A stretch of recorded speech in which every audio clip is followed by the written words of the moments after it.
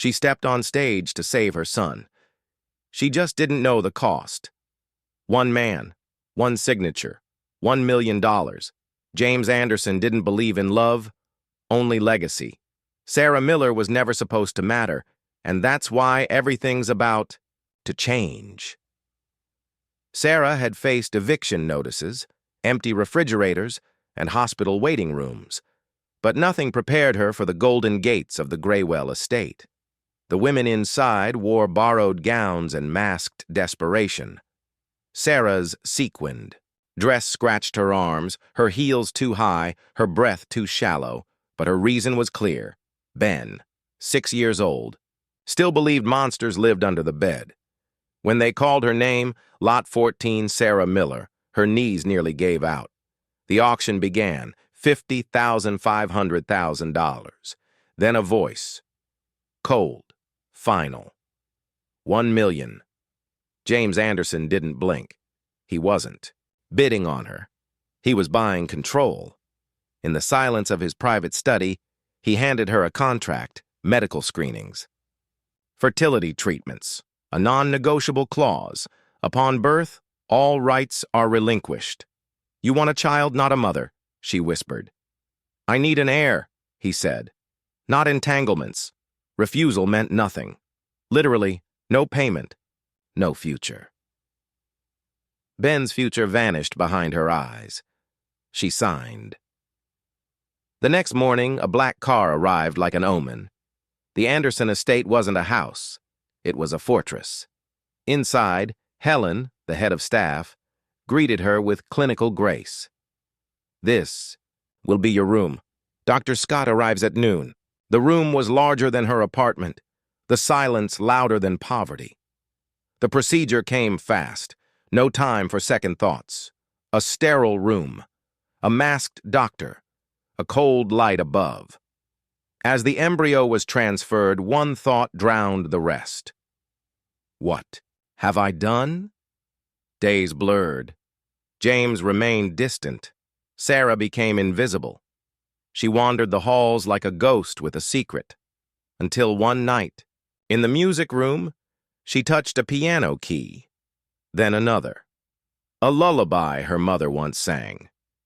She didn't hear him enter, but he stood in the doorway, listening. You play, he said quietly. I used to, she replied, still playing. A moment passed, human, fragile, real. The next morning, a note. Drawing room, 10 a.m. No title, no tone, just James. He waited by the fire, scotch untouched, something unguarded in his eyes. I want to talk, he said. Not about contracts, about me. Sarah folded her hands. Then say something real. She looked away, guilt clouding her face. I didn't tell you because I thought it would disqualify me. Maybe it should have. But I needed the money to keep him fed, sheltered, alive. James stood pacing, unreadable. Why didn't you say something? Would it have mattered? He didn't answer. When she left the room, her hands trembled. She'd said too much, and yet it felt necessary, like truth had finally cracked through the polished silence of their arrangement. That night, a black and white photo waited on her nightstand. A girl with wild curls, bright eyes. Lily, on the back, in careful handwriting. She would have liked you. Sarah held it to her chest. For the first time since arriving, she felt seen. But trust, once planted, seeks light. And something in that house still cast shadows. Days passed. The silence between them stretched, not with tension, but with unspoken understanding. Sarah walked the halls again, the garden, the lake. Her thoughts always drifted, back to Lily, and James's note. It wasn't a confession, but it was a fracture, a quiet beginning. Helen whispered one morning, He's been asking the staff about you, subtle, but he's watching. Sarah didn't know what to do with that. Caring was dangerous. It bred hope, and hope had never stayed long. One evening, She wandered into the library, brushing dust from forgotten books, Wuthering Heights. She smiled, once hated it. Now she understood. James stood in the doorway. "My mother's favorite," he said. "Used to read it to Lily. I thought it was nonsense." "Maybe it was," Sarah replied. "But we revisit what we hate, when it reminds us of what we've lost." He stepped closer. "Is that what you're doing here? Rewriting loss?" She shook her head. "Surviving it." He nodded toward the chairs. "Stay. Read. I won't talk." That night became a rhythm. No talk, just presence. Her voice reading, his gaze quiet. Somewhere, in the flicker of firelight, something began to thaw. Then, her body changed. "The fatigue, the craving for citrus. Dr. Scott confirmed it." "It's early, but promising." James wasn't at the appointment, but that night Helen brought lemon cookies and fresh orange juice to her door. Days later, Miss Loretta called. "Ben's fine," she said. "But he's asking about you more now. Time feels slower." Sarah bit her lip. Tell him I'm working on something important." She wasn't sure if it was a lie or the truth. That night in the library, Sarah broke the silence. "Do you think people can change?" James didn't look up. "Pain changes them. Whether for better or worse depends on what they do with it." "Ben changed me. I became someone else, fiercer, braver." "That kind of change is rare," he said, "but real." The next morning, a small box appeared outside her room. Inside, a photo of the lake, framed in oak, a note. "For when you miss home." She clutched it too tightly. It wasn't grand, just kind, and it meant too much. Later, she discovered the greenhouse, hidden, lush, roses, lavender, orchids. She was lost in the scent when James entered. "Lily planted everything here," he said, voice catching. "I haven't come in since she died." "It's beautiful," Sarah whispered. It was hers. Everything living here was hers. A pause. "Until now," he said, then left. That night, thunder rolled across the estate. Rain tapped at the windows. Sarah stood on the balcony, arms crossed. James joined her. "I didn't expect this," he said. "Me? No. The way you see things. I expected silence, obedience, not depth." She laughed.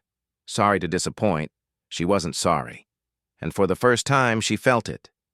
Power. He didn't speak. Again. But his hand brushed hers. Not a command, not a claim. Just a quiet question. She didn't pull away. The next morning, the storm was gone. The garden sparkled. The house breathed differently. Sarah returned to the greenhouse. She found the lavender Lily had planted and knelt beside it, weeding. Her hands didn't shake. The silence was hers now. Chosen. Behind her, James appeared. "You know what that is?" No. Just looked forgotten. He knelt beside her. Bleeding heart.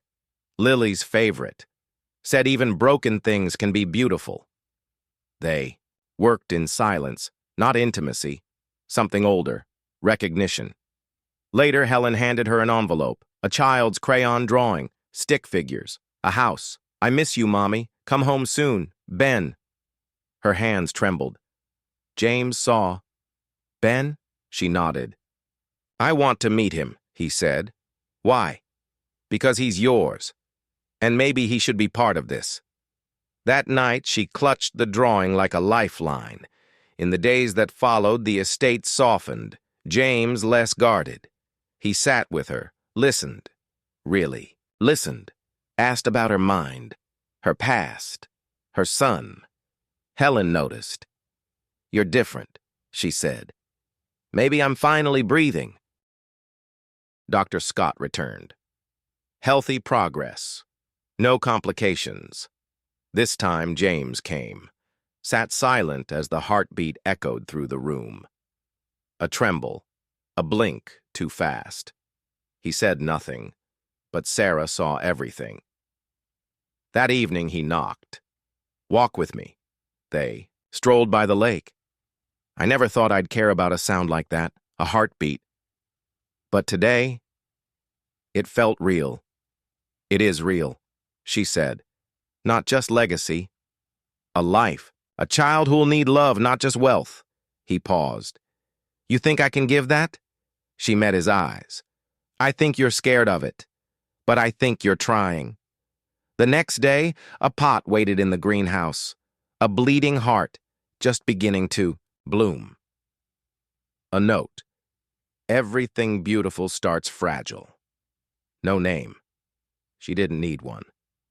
What began as a transaction had grown roots, quiet, deep, beyond contracts, beyond intention, alive. James lingered at Sarah's door, nodding when their eyes met. Quiet. Proof he hadn't walked away, even if part of her had. She should have told him everything. But how do you confess the kind of fear that breeds silence? The custody hearing loomed like a storm. Ben's biological father, suddenly clean, employed, and interested, had filed for partial custody. Sarah hadn't told James. She didn't want to seem fragile. Now that omission stood like a wall between them. That evening she retreated to the greenhouse. The bleeding heart plant had grown. She knelt beside it, grounding herself. Behind her, the door creaked open. James stood in the threshold, silent. "I thought holding on to parts of my old life would help me belong," she said softly. "But maybe I never did." He stepped inside. "You do, but pretending you don't need help hurts us both." She turned. "Then why does surviving feel like a punishment?" James looked down. "Because I never learned how to love someone who didn't follow the rules I made to stay safe." "Do you think I'll lose Ben?" she asked.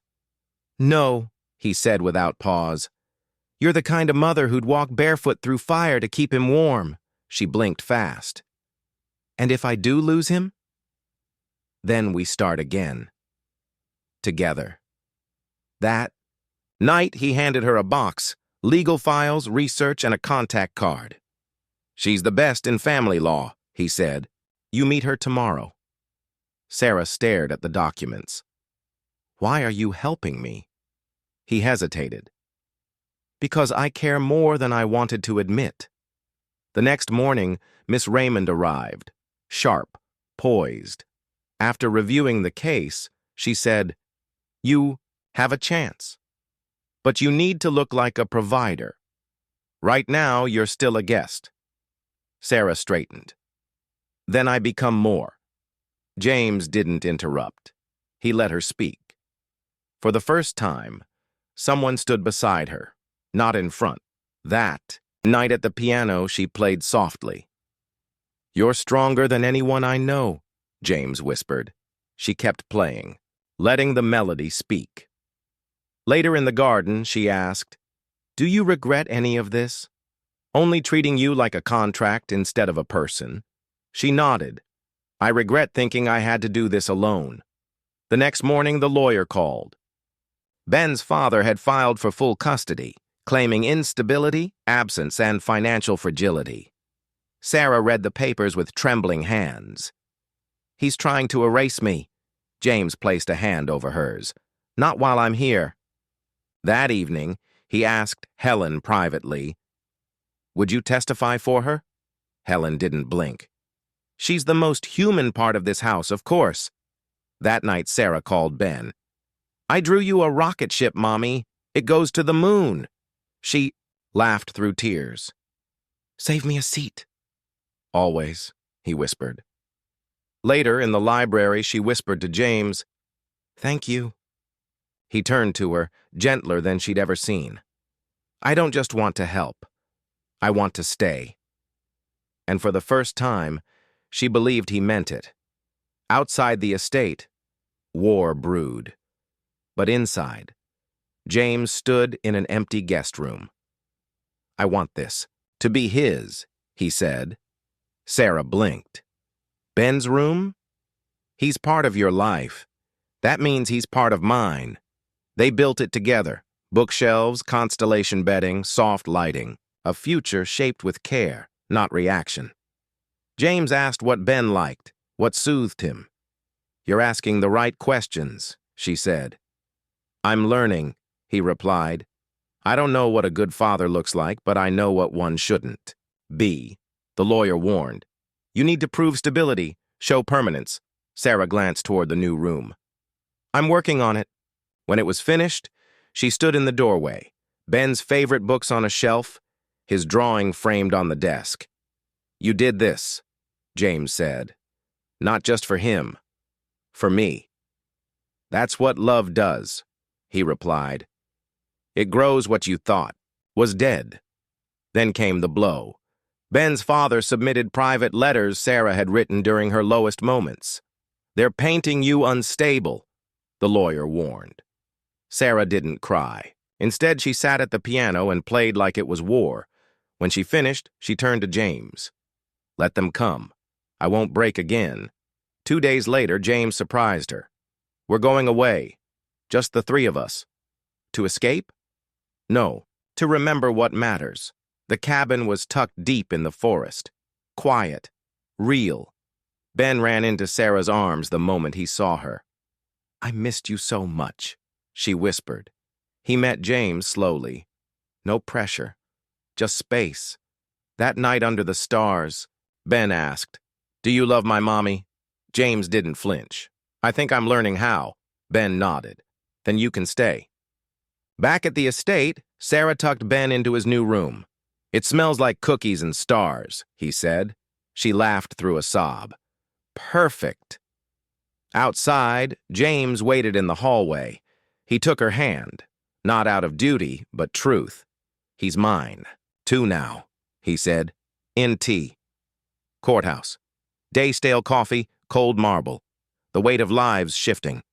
Sarah sat with her file. James beside her. You're not alone, he said. I know, she whispered, but her heart still braced for war. Ben's father entered, confident, unbothered.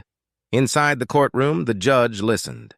Sarah's lawyer presented her case with precision. Her job, the estate's support, Ben's room. Even the judge nodded, impressed. Then came the father's team, painting Sarah unstable, emotional, unreliable. They read the letters. Letters meant, for no one but herself. Would you like to respond? The judge asked. Sarah stood. Yes, I wrote them. I was scared. But I never stopped fighting for my son, not once. That's not weakness. That's love. James stood next.